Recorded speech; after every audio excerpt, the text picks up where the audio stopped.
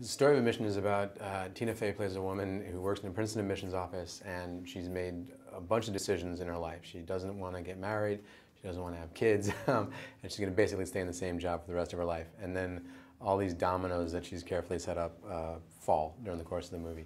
And so it was very important to me to have somebody like Tina being able to play it, because you need to believe that somebody's smart enough to trick themselves into thinking, that's it, I'm salted away, this is the rest of my life. This is your first film with a leading lady protagonist. Tell me what appealed to you most about Portia Nathan. Well, yeah, my first one was American Pie, which clearly had a bunch of male protagonists.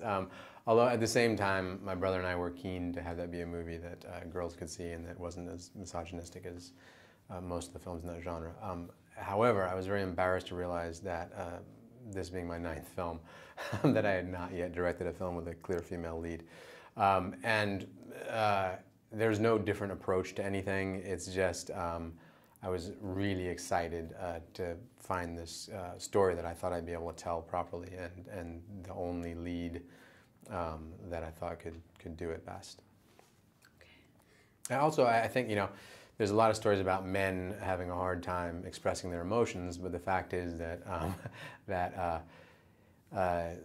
nowadays it's not that strange to have a character like Tina's who is basically decided they don't want to have any maternal feelings in life, and to have her sort of having these feelings for this oddball kid who's applied to the school and being willing to do anything to help him get into Princeton was cool.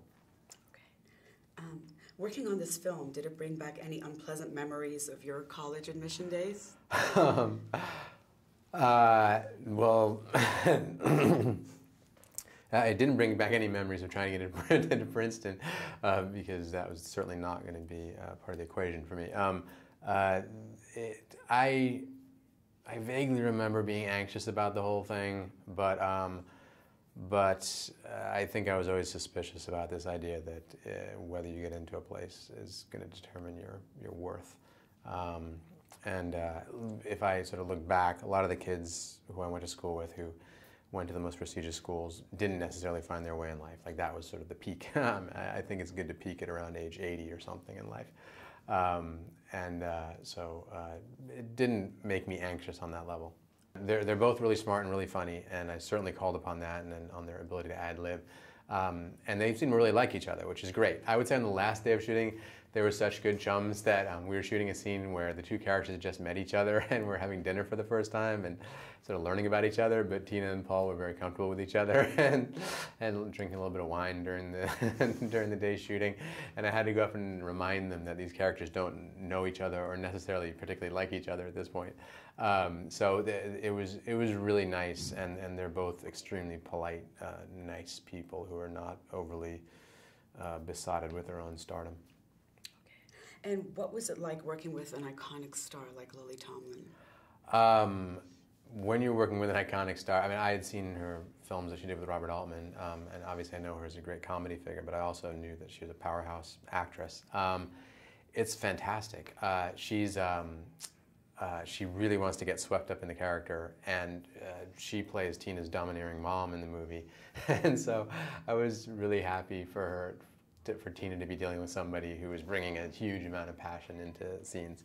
And even when the camera's not on her, she was game for really firing on all cylinders and seeing what that would bring out of Tina. And what do you want audiences to take away from this film?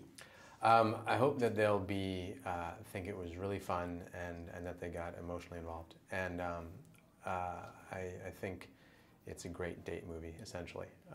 And men will not be overly angry at their significant other for bringing them to it.